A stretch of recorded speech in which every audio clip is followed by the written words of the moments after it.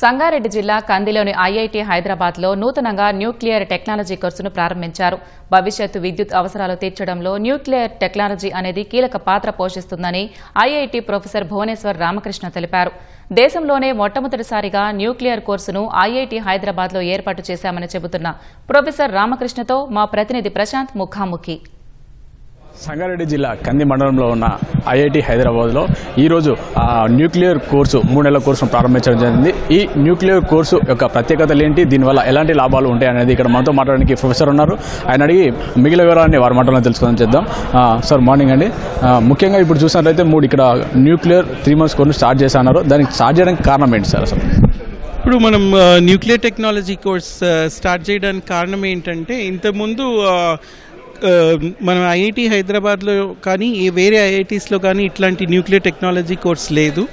And ఇప్పుడు ప్రస్తుతం మనకి న్యూక్లియర్ పవర్ ఓన్లీ 3% యూజ్ చేస్తున్నాం అనమాట. దాన్ని ఇంక్రీజ్ చేసే విధంగా మనకు కావాలంటే మ్యాన్ పవర్ చాలా అవకాశం ఉంది. సో ఆ మ్యాన్ పవర్ మనము ట్రైనింగ్ చేయడం కోసం ఇట్లాంటి న్యూక్లియర్ టెక్నాలజీ కోర్స్ స్టార్ట్ చేసామన్నమాట. ఇప్పుడు న్యూక్లియర్ కోర్స్ స్టార్ట్ చేశారు సార్, దానివల్ల అసలు యూటిలైజ్ ఏంటంటారు, ఉపయోగం?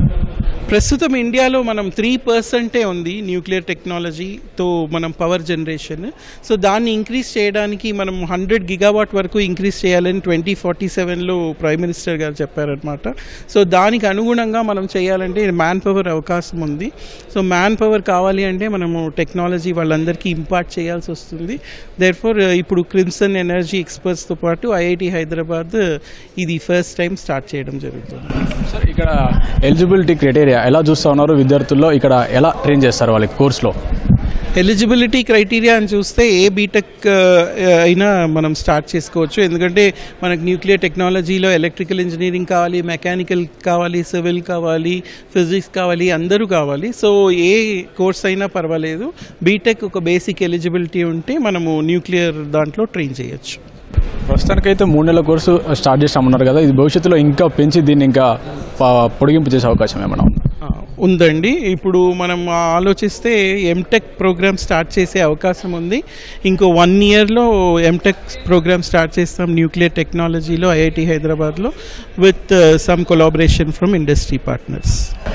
ఓవరాల్గా చూసినట్టయితే సార్, ఇప్పుడు మొత్తంగా రేడియేషన్ వస్తుంది మన దీనివల్ల అని చెప్పేసి ప్రజలు ఒక అపోహ ఉంది. దాని మీద మీరు ఇచ్చే క్లారిటీ ఏంటి? న్యూక్లియర్ టెక్నాలజీతో రేడియేషన్ అనేది వస్తుంది, కానీ దానివల్ల మనము వెనక్కి వెళ్ళకూడదు అనమాట. ఏ టెక్నాలజీ స్టార్ట్ చేసినా ఏదో ఒక ప్రాబ్లం వస్తుంది. బట్ న్యూక్లియర్ టెక్నాలజీ వల్ల వచ్చే లాభాలను మనం ఫస్ట్ చూడాలి, కానీ దాంట్లో ఉండే నష్టాలు ఏం లేదు. బట్ సేఫ్టీ రెగ్యులేషన్స్ అన్నీ ఉన్నాయి న్యూక్లియర్ టెక్నాలజీలో, దాంతో మనం ఏం బాధపడాల్సిన అవసరం లేదు. అండ్ ఇండియాలో చూసుకుంటే మనకి న్యూక్లియర్ టెక్నాలజీలో యాక్సిడెంట్స్ జరిగిన ఇప్పటి వరకు అట్లాంటిది ఏం జరగనే లేదు. మొత్తంగా చూసినట్లయితే భవిష్యత్తులో న్యూక్లియర్ వల్ల మనకి సమాజానికి ప్రజలకు జరిగే లాభాలు ఏమంటే ఏం చెప్తారు? ఇప్పుడు ఫ్రాన్స్ చూసుకుంటే 67% న్యూక్లియర్ టెక్నాలజీలోనే ఉందన్నమాట. సో మనం ఇంకా 3%లోనే ఉన్నాము. సో మనం కూడా 67% ఉంటే మనకి ఫ్యూచర్లో ఎలక్ట్రిసిటీ అనేది ప్రాబ్లం లేకుండా ప్రతి ఇంట్లో మనకి వెలుగు ఉండేటట్టు అవకాశం ఉంటుంది.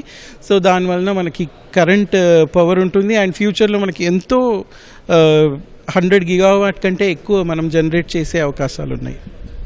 Thank you sir. ఇది మొత్తంగా చూసినట్లయితే భవిష్యత్తులో మనకి విద్యుత్ వినియోగం అనేది చాలా విపరీతంగా విచ్చలవిడిగా పెరిగిపోయే అవకాశం ఉంది. కాబట్టి దీన్ని దృష్టిలో ఉంచుకొని ఇక్కడ న్యూక్లియర్ కోర్సుని ఇక్కడ ప్రారంభించమని చెప్పేసి మనకి ఇక్కడ ప్రొఫెసర్ చెప్తా ఉన్నారు.